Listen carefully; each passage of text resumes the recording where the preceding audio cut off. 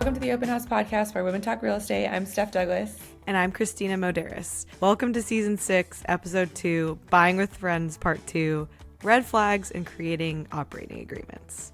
Ooh, red flags. This is going to be some drama, some exciting content.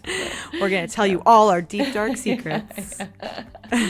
As a reminder, we are what are we calling it? On a theme. Yeah, our theme this month and maybe next month is buying with friends. Yes. So we're talking all about buying with friends.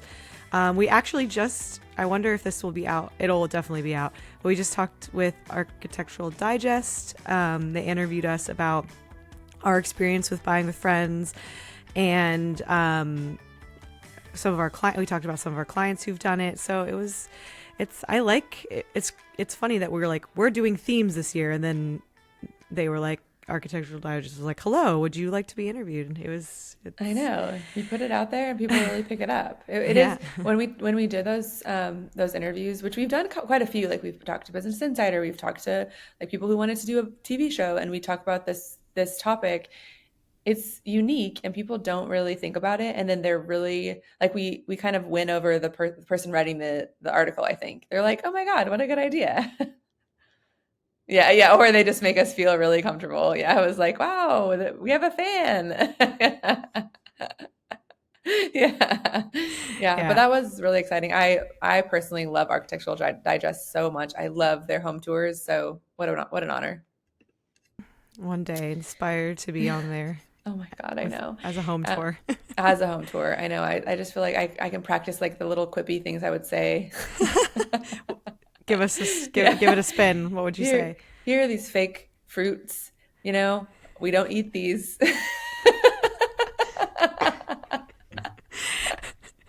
I need to practice more. I need to practice more. I put you on the spot. I do have so much fake food in my house. You do, yeah. I put it, like when you tell everyone that you like a certain thing, and then like that's all they get you. We were talking about that at our retreat. Yeah. Oh yeah. Like you like elephants, and it's like everything you get is elephant themed. Yeah. But yeah, I still love it. Like, for those of you listening, if you bought me something that is fake food, I really love it, genuinely. Anyway, well, last week we talked about buying with friends and like the mindset around it, which is really a big part of it. And that's like a lot of what we talk about at Open House and what our agents talk about with their clients. What else did we talk about last week? People buy with friends, a preferred partnership split, that like little square where it was like, you need all these things to be in your partnership. And then the benefits of buying with friends and some of the challenges, but we're going to go deeper into that today. Deeper. Red flags. All right. What do you think are some examples of red flags in like buying with friends, or like people or partnership agreements, etc.? Yeah. So it's funny. It does feel like that's exactly what we talked about in that interview. Just some red flags to look out for is if you can't have hard conversations with this person that you're trying to buy a house with, I would say that is a huge red flag, because you will have hard conversations and you'll need to know how to navigate that. And, that being said, I don't know if I was like the best at doing that when I first jumped in.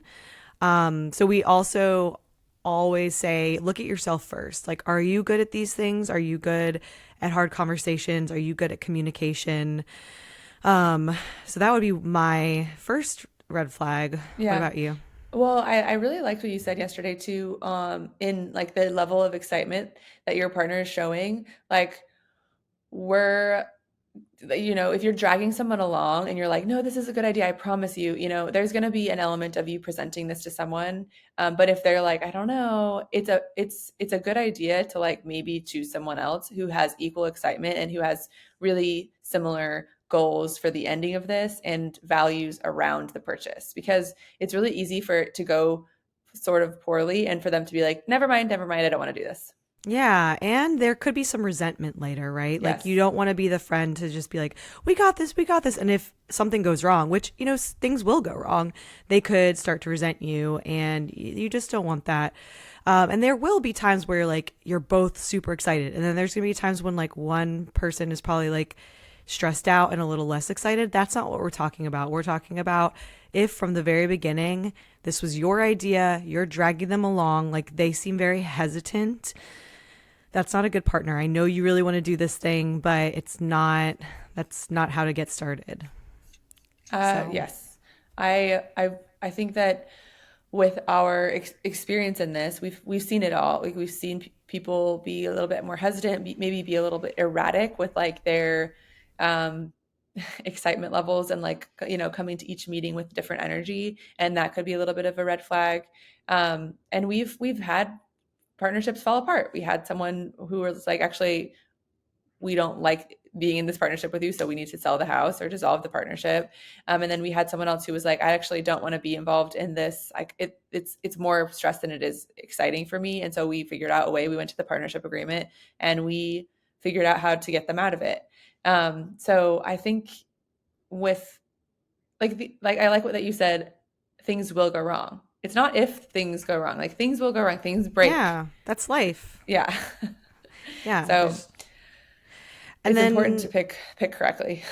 yeah, I would also say like if you do not if it's hard for you to talk about money or financial stuff, if it's hard for them to talk about money, like you have to come into this like, okay, I have this much of cash that I'm willing to put in, um, and owner, like if we need to put in 5K more of our money, I can do it, or I can't do that, so like going in really knowing that you have aligned goals, you're on the same page, like things could go wrong. Let's really set a budget and then like give ourselves a little cushion. So that, yeah, I think and Steph kind of talked about consequences of ignoring these red flags. And I have definitely ignored my intuition many times in the very beginning of partnerships. And so what that will look like is also me just being really anxious the whole time because I know something's going to go wrong. And like, that's not a good way of looking, like starting a fun project or what's supposed to be a fun project with a friend. And this is a business. So you can't, you got to treat it like that. Oh my gosh, my morning coffee delivery. Thank you. Lovely. um, Thank you. I love that. I agree. I think that you really have to find the balance of optimism and skepticism, and not even I wouldn't even say skepticism, more like being wise in your decisions, because it is really easy to be like, ooh, I really want to own that. And like, that's really exciting. And you're going to ignore, like, push aside any hesitations that you might have. But in the end of the day, it is a business decision, and you want it to make your life better. And so if this is going to make you anxious all the time, that is not a lifestyle upgrade. It is a downgrade, no matter how exciting it seems. So I think really tapping into that. And then also taking your time, which is funny that coming from us, but like it doesn't have to be like, okay, we're doing this and then tomorrow we put in an offer. It's like, okay, let's meet. Let's talk about our goals. Let's talk about our long, like, 5-year plans and see if they align, and see if like we can see ourselves owning this property for 5 to 10 years or more. And then maybe meet next week and see if you're still feeling the same. And I just thought of this, what's really helped Steph and I, because we own a business together. We're actually looking into starting another business together that we'll share, when it comes to fruition. And Yes. we have properties together. I think what's been really helpful for us was seeking outside advice. So that doesn't only mean like lawyers. I would say it could be really beneficial for you when you're starting this partnership. Um, Maybe even like after you've bought the property or like before going into buying the property, meet with like a business coach. And because you're starting a business together, and like that could be really cool just to have 2 to 3 conversations with a business coach and like say, be really truthful of like anxieties you're feeling, what the other person's feeling, or if you're with four people, what's all these anxieties, or what are you excited about? And like, I think that could be really helpful, even to start doing like once a quarter or whatever you can afford. But I think it's really helpful because that's accountability for yourself, because I think that's also really hard.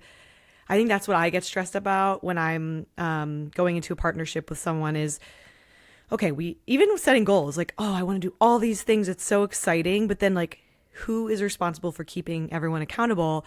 And that can be when resentment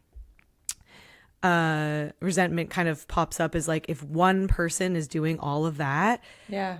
without like, okay, that's actually your role and like that's part of your ownership. If that's not established, there can be resentment and like things can get lost. And yeah, so it could be good to set that up for yourself. Right. Yes, but we love a coach, a consultant, a third party who doesn't like tell you exactly what to do, but is there as a sounding board, is there as like, yeah, accountability. It's really helped us. It's changed our whole business and our real estate portfolio, or not really real estate portfolio, but just like our business and our investments. Mm-hmm. So Should so we talk yeah, about, okay, so I want to talk about operating agreements because that is something you should definitely have when embarking on a partnership. When you're trying to buy a house with a friend, family member, doesn't matter. You should have something that's telling you if something goes wrong, what are we doing? Or like, what's yep, the ownership split? And I think that sometimes that kind of paperwork can hold people up. So I do not think that's the first step of when you're trying to get into a partnership, right? yeah. But it is an important step. That when do you think would be like the best time for someone to, in a partnership, to get an operating agreement? So I think in you could have like these loose questions being thrown around initially, but like when you actually have to get the operating agreement together, you have to kind of know some details. So you have to have it a property identified, and you have to know how much money each person is bringing and how much equity each person will get, how much time people are spending, and so you kind of have to be sort of further along in the process of this partnership. And then once you have all those questions answered, like, and this can be a weeks long process of like, okay, actually, I'm bringing 50K, you're bringing 40K, and our other partner's bringing 20, and we're going to make the equity split equal to the cash amounts, or I'm bringing 20, but I'm spending a lot more time. So we're going to have even partnerships, whatever it is. And that has to be outlined in detail in the operating agreement. So yeah. And after the property is identified. Yeah, so you can start having those conversations when you have a property identified. But I would say we probably haven't like actually created and had it an official document until we're under contract or about to Yeah. close on the property, right? Right. You can get under contract on the property before you have an operating agreement executed. Just Mm-hmm. because it really is, it would be a waste of time to do it if you don't have the property like, yeah, maybe under contract or at least like very, very narrowed down. Yeah. I've heard a lot of people be like, you know, I just need to I just need to create this LLC. I need to create this operating agreement, and I'm like, I think it holds them back Hmm. from getting started, and it really is an excuse because you can create an LLC in like under what 10 minutes. Yeah. We use Inkfile, which I think they've changed names. Actually, let me see what they are now because it is so it's busy, Bizee now, busy.com. And it's literally 10 minutes to make an LLC. It does cost a bit. And so that is like some financial contribution that is made, but usually we just have one person pay for it. And that's like notated in, the documents or the Google sheet, and then they're reimbursed for it after. Right. Always create a spreadsheet. And so when you are talking about all these ideas, some of the tabs that we have are like, yeah, what's the expenses? Oh my God, what I'm not expenses, but like, why don't you pull? Yeah, we could Yeah, like pull I'll up. pull up our spreadsheet. Let's see. We have, It's like current expenses. I'm thinking of yeah, like, current expenses. We have, oh yeah, but right now we have LLC creation and then the domains. Someone purchased two of them on Squarespace for $52. Is that you? Yeah, that was for a business. I guess you might not need that for if you're buying a Right, house. right. Yeah, that's different. But yeah, But but like LLC creation. for buying a house, we also do like we have tasks like it's probably on that spreadsheet too. What's the tab Yeah. called? To-do list. Timeline, to-do list, and then it's like broken out into like what is the task that we need to get done, who's doing it. You can also use Asana. Honestly, it's probably better for accountability to use Asana. Um, and what other thing like contractors or like Yeah, having things in all in one place. I don't know how anyone does anything without a spreadsheet or a project management tool. Just because when you have multiple people working on a project, it's like it's basic project management. So, so yeah, we function really well in a Google sheet because you can like tag people and it goes to their email, and then you can always go back to it. And then I really like the function of seeing the history. So like you can always go back and be like, what were we thinking before, and like what type of what version of this am I thinking about? So so going back to operating agreements, I feel yeah, like how we've explained it still probably like it's like nebulous yeah, document. So you can approach a lawyer, like a real estate lawyer, to help you get started. We have done that before, and we have also just used. I think Busy has that, right? yeah, yeah. They have an operating agreement template that they just basically draft up for you. And I would say, I mean, I guess an operating agreement does feel nebulous. So, like, it is a probably 5-page document. In some cases, maybe a little shorter, but it needs to have a good amount of detail. 5-page document that everybody signs. That you could also, if you wanted, get notarized. If you want it to be like extra safe and official, notaries usually are free at your bank. Um, to really like pull everyone together, it's kind of like a prenup. Yeah, and we have some questions that when you're forming this document, like would be good to talk with your partners. And when I say partner, I mean friends, family. If it Yeah. is your significant other, it could be. Hmm. But ownership percentage, like how much is everyone getting? How Steph talked about, like some people might be, if it's only one other person, you might be 50-50. If there's like four people, it's like, it might be split. Like me and Steph are in a partnership with three other people. Hmm. And I think our splits are like 13% or something, and then someone else has 30%. And so it's all different. And so we have different roles and income that we will Yeah. get when we sell. And then what is each partner's initial cash contribution? What Like, happens if someone, yeah, oh, well, you why, go. why did I jump in on that one? You're like, if someone dies. Yeah, yeah. What happens if someone dies or wants to exit? um, do you want to go to the next one? No, no. Well, that happened to us, Yeah. right? Like, Yeah. like we talked about, someone wanted to exit, and it was actually fine. Like we Yeah. weren't. We're all in still good standings and stuff. I think that was her first year in real estate, like ever buying property. And that year she bought her own home to live in, Yeah. and she also, I think she had some cash from an inheritance or something, and so she wanted to invest it, which is really smart. And so she wanted to go in on this property that Steph and I had found, our retreat house. And so, yeah, she wanted to go in on this property that Steph and I were kind of looking into, and it was fine. And then I think she was just like, real estate is not like, that's not like in this way. I have my house that I live in, and she rents that out sometimes, and it's like she's like, this is good for me for now. And Yeah. that's totally like, we get that.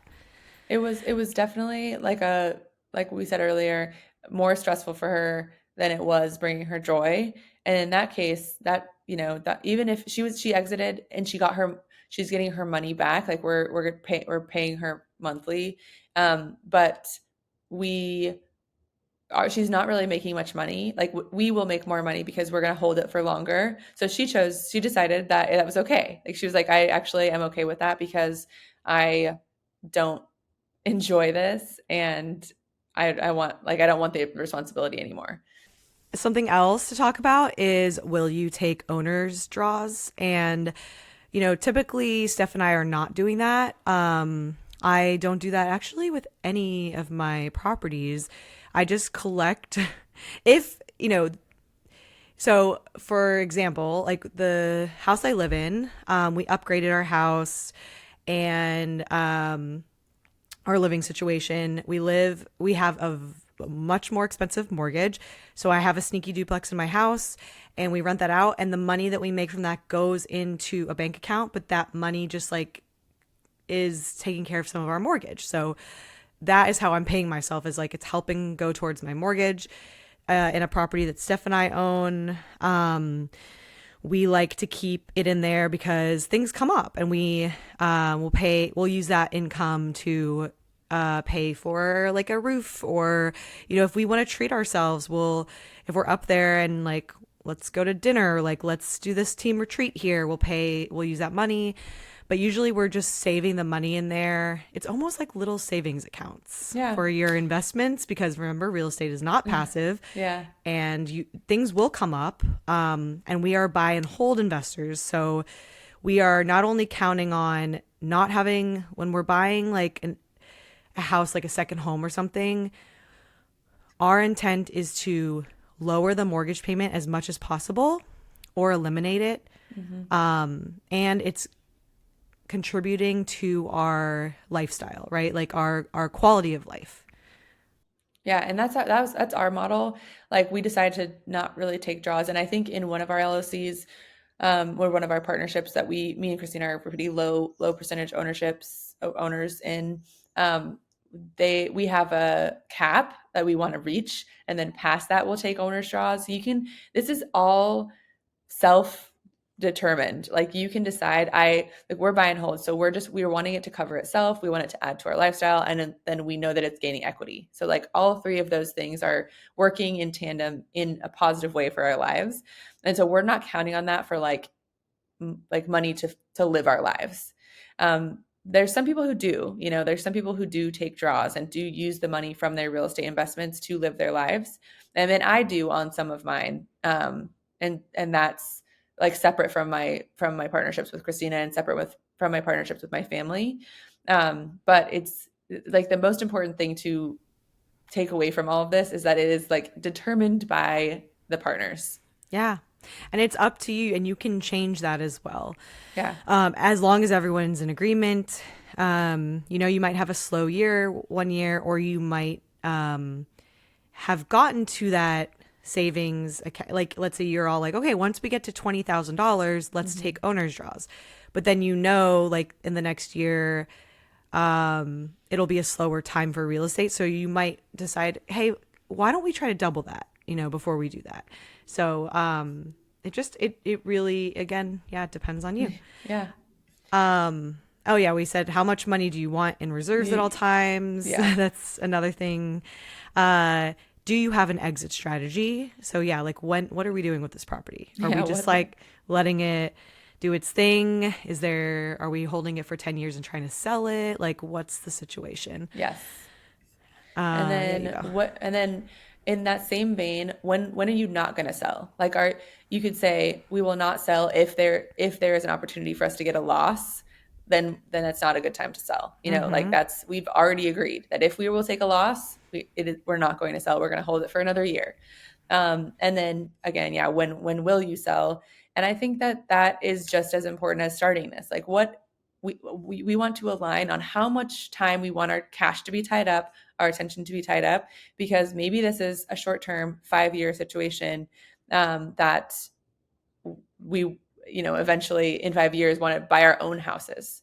And so we're going to exit and then, put that cash and energy towards something else. So yeah, you decide that ahead of time. And this is a document that is there for when issues arise. Like, you might all be talking all the time through text, or you see each other and you're like, you've had these conversations where you're like, oh, guys, let's like actually sell next year because we all are in this like new life stages and we want to use this cash for something. We need the cash, whatever.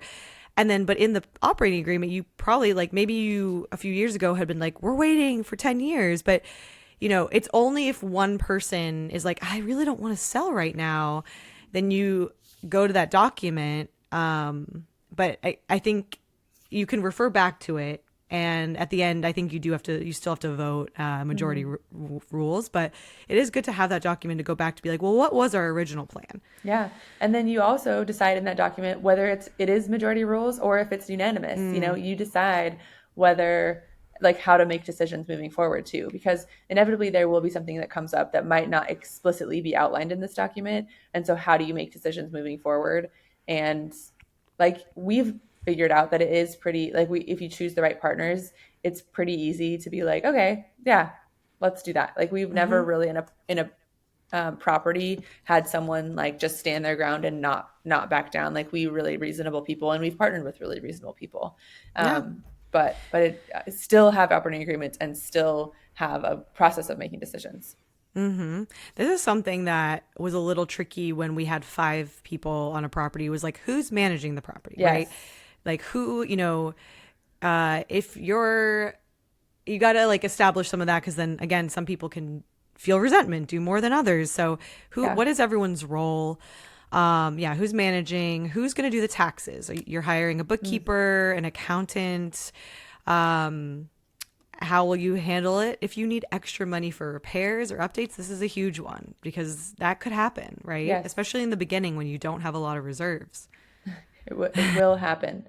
Yeah, maybe not in the beginning, but yeah, and then we talked a little bit about reserves, but there's also scenarios where you say, we're going to put this money in for the down payment, and we're all putting in 10K into our joint account so that we have that in reserves initially. Like we've done that sometimes, and then we also like on top of that wait the couple months that it takes to get to our goal because we know we're going to be creating income. So um, and then oh, I already mentioned this. I didn't see that. How do you make decisions, unanimous or majority rules? Yeah, but that's fair. And then should we talk a little bit about, I guess we kind of covered this of like, how do you decide ownership splits Yeah, and percentages? Yes, I think that is a really common question that people get, and unfortunately, we never have a great answer because it is like very, very up to you, and it does help to have someone with some experience in this helping you, which is why having a consultant, having a coach. But I think that if someone feels like this is unfair, then that's not the right choice for equity split, and Right. and you have to trust that they're communicating that, and that like if someone thought that it wasn't okay, then they would speak up. True. And you just have to really understand because when you throw out a number, it's hard to really grasp what that means, right? Like if you're like 10%, like what is that? Right. So make sure you understand what you're getting or what everyone's getting. So there's no miscommunication. Like you could not understand what you're getting and it feels too low. But like Yeah. let's like actually work out the numbers to know what that would mean. Yeah. And usually that means you sell the house, you pay off the loan, everybody gets back what they put in. So especially when you're not doing equity based on cash investment, everybody gets back exactly what they put into the deal, and then past that, any of the extra is split up, determined by the equity splits. So like me and Christina are 10% each owners on a property. We put in very little cash and we're kind of silent partners. We don't have much decision making. When that sells, then we'll get 10% of the profit. And that's totally fine. Like I don't even remember for that deal. Did we put like 13,000 or Yeah, something? it was 13,000, and like we don't have decision making power, which is Right. totally fine. I don't hate it. Like Yeah. it's not a lot of money, but it's something that I had at the time. I could invest and was like, yeah, I'll squirrel that away for a little. But we also have like other investments that So like we really diversify how we are spending our money. We're like, I think in the beginning we were like all real estate, and now we're investing in other ways. So for me though, like as a silent investor in this, it's like a kind of different way of investing my money in real estate, because usually I'm so hands on.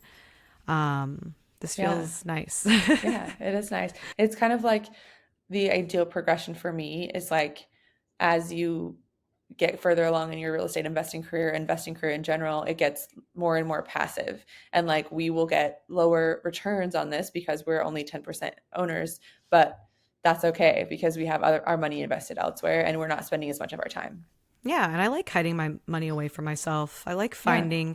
opening up a savings account or my Fidelity account and being like, oh my gosh, I forgot it. I have this here, and I'm putting in a certain amount every month. It's like very nice to know that I'm setting myself up for success, and I Absolutely. don't always have to think about it. It's not something that I do personally.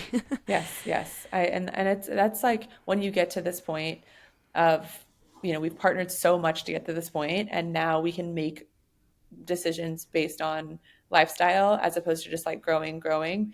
And I feel like it's ideal, Yeah. but we had to use Let's partnership. I feel like we did talk a lot about um crafting agreements and stuff. So I want this to be actionable for y'all, right? Like, Hmm. I think last week we did ask you to write down, like, what do I bring to the table? Think about what you bring to the table as a partner. Like, do you have time? Do you have cash? Do you have what else? A W-2 job? Um, or what was the last one? Talent, experience. Talent or Yeah. experience.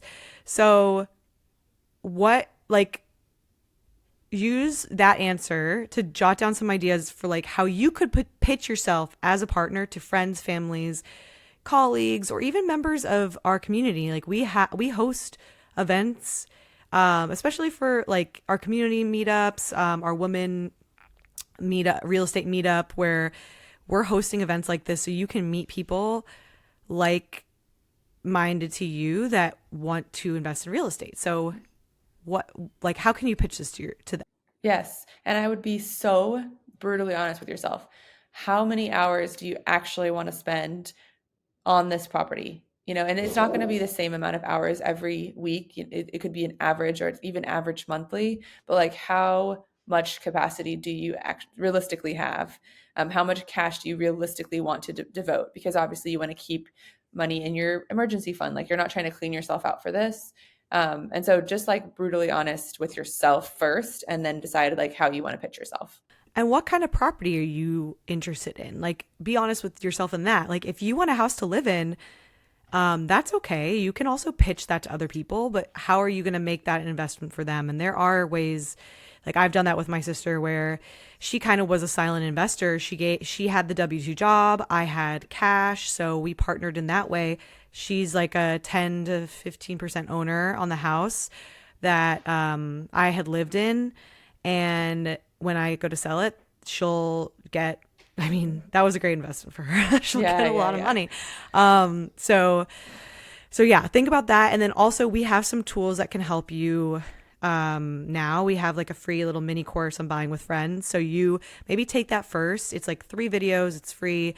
Watch that first, and then that might help you. And then also in your pitch, you could say, "Hey, watch this. Let's watch this video together," and like pause it Mhm. and ask questions as they come up. Yeah, send them this podcast series, like the last episode and this episode, Yeah. because this is like in depth and we've done it before, and so you can kind of get them on the same page as you. Is like, okay, these are the questions we need to start with.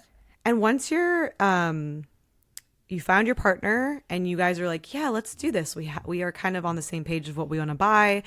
Um, and if you're in Austin, jump on a call with one of our agents, because I don't know any other realtor who is really as in tuned with buying with friends, and they've all done it. Everyone on our team has done it. So they can start helping you strategize on where to get started. You might have this big idea in your head that you want something that actually might not work for what the area you're looking for or whatever. So that's a great place to also get this actually rolling and not Yeah. just be like, I want to do this one day, you know? Yeah. And actually, we've been talking about this property where me and Christina own 10% each, and we are partnered with two of our agents. So they have like full real life experience in this, in splitting equity, in bringing different amounts of cash and bringing different amounts of talent and time. So I would definitely recommend getting on a call. Yeah. And anything else, Steph, that you want to talk about with? I I don't think so. I'm excited for this like very focused series. I think this is it's fun to talk about what I've learned because we've done this so much and it's been such a roller coaster. So hopefully our listeners can learn from our mistakes. I guess we did say we were going to tell everyone a time when it didn't go right. We talked about we promised drama. yeah, we did try. We did. We kind of dropped like a couple of like the reasons, and we were together in this the first time it went wrong, and one of the red flags was just like very all over the place. Like me and Christina were so excited to do this, and then we had this third partner who we would like do all the numbers and like in depth analysis and Go to the property, like, yes, yeah. all of it. And we would be like, okay, we should do it because like 80% of investing in real estate is doing it. And then our partner would be like, you know what? No, we need to go bigger. Like we should be buying a building. Why are we dealing in such small potatoes? And we were like, oh, damn. Should we? And then we were like, we were so new at it where we're like, does she know something we don't? Like, is she right? But like these numbers, Yeah. this is such a cool, like, like it's close to us. So we were so excited about this property that we just analyzed. And then this partner would like kind of go off our beaten path and like say, actually, let's buy a hotel. And we were like, she's like, what about $1 million property? And we were like, whoa. Yeah, it was like a derailment that is more of a distraction than an inspiration. Yeah. You know, like there's people who are big thinkers, and that's amazing. We consider ourselves big thinkers, but I think in a partnership you have to know your buy box. Like that's an investment term that investors will like here's my box, and you determine your area, determine the price point, determine like what you're looking for in an actual property, and then all of your partners need to get on board with that and then move forward, because then you can be successful and not feel like something got away, because we saw multiple properties that we now still think about. And at the end of the day, what did we end up buying? We bought like this really, really rundown triplex with existing tenants in San Antonio that needed so much. And, you know, we bought it because it was so cheap and the down payments looked really good. We were like, oh, we can definitely do that. But we weren't thinking about the other side of it where it needed so much work. And we were an hour and a half away from it. Yes. And with three of us, we weren't as skilled yet with dividing and conquering with roles and everything. So it was a lot. And like, obviously that didn't work out for us. We're not really like that close with that person anymore. Yeah. I wouldn't even say just because of that. It was like a little bit of a manic like it felt very manic, the whole process, and it made me feel very stressed out, and like it made me not like real estate, but it did help me learn what I do like about real estate, and it is not buying in that way. Yeah. And really when all was said and done, we didn't lose any money on that property. We definitely had some anxiety. We lost some time, but we ended up selling it, and it worked out fine because we had an operating agreement, like because we had things in place. So I think choosing partners is so important, and then not rushing into it, and really doing your research, listening to podcasts like these, watching our mini series, our mini course, and like talking to people who've done this before.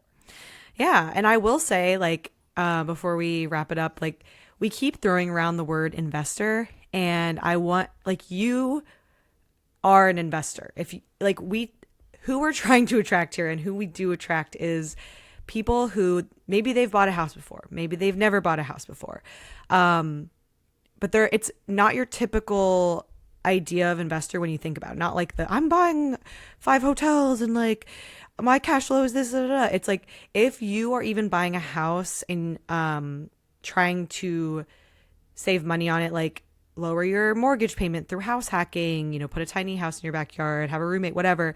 You're an investor. Like that is you. And so don't listen to this and be like, well, that's not me. I'm not an investor. I'm not trying to buy a house in San Antonio and it make me money. But you can be an investor by, if you're like, I want a beach house or I want a mountain house, and that just sounds really like luxury and like lovely to me. Like you can do that, and you can rent still and live in your house close to the city or your little apartment if you want, and you can buy a mountain house or a beach house or a lake house with your friends, and like that is that is an investment as long as you are approaching it with an investor mindset. Trying to buy creatively, which to us means always trying to lower your mortgage payment if you can through house hacking, through partnerships. So yeah, don't write yourself off. You are an investor. Yes, I love that. I think we hear that a lot at our women investor meetups where like the guests are like, well, I don't know if I should be here. Like I haven't bought anything. No, like if you feel excited about buying property in whatever way you want, you're an investor. Yeah. And honestly, we're talking about even changing our woman investor name. It might have even already happened at this point, the meetup, because like we want to attract people who are wanting to buy creatively. And like sometimes when you think of investor, you're like, they're on like Bigger Pockets, or they're listening to like, I don't know, Dave Ramsey or whatever. Not Dave Ramsey. I don't know. Who are these like people that are screaming out It's there like about real Bigger Pocket Bros. yeah and like that's not, they're like, we gotta flip a home and like Yeah. and they come in with this like broy scary weird energy, also energy that like they don't really know what they're talking about. They've just like they're regurgitating what they've like read online. So that's not Yes. us. That's not what we're doing. Yes. That's not the energy we're bringing. No. And we're happy that you're here. Yeah. Okay, next week we're going to share ideas of like how we've pitched ideas to friends and family in the past. So you can get a better understanding of how to do it yourself. But that's your homework. Watch the mini course on buying with friends. Write down a list of like 5 to 10 people. I know that sounds like a lot. Just think of people, random people, and who you would potentially want to invest with. Yes. I love this. And again, thank you for being here, and we'll see you next week. And we're both wearing the same sweatshirt. Yeah. And we'll be here in the same sweatshirt next week. Okay. Bye, everyone. Bye.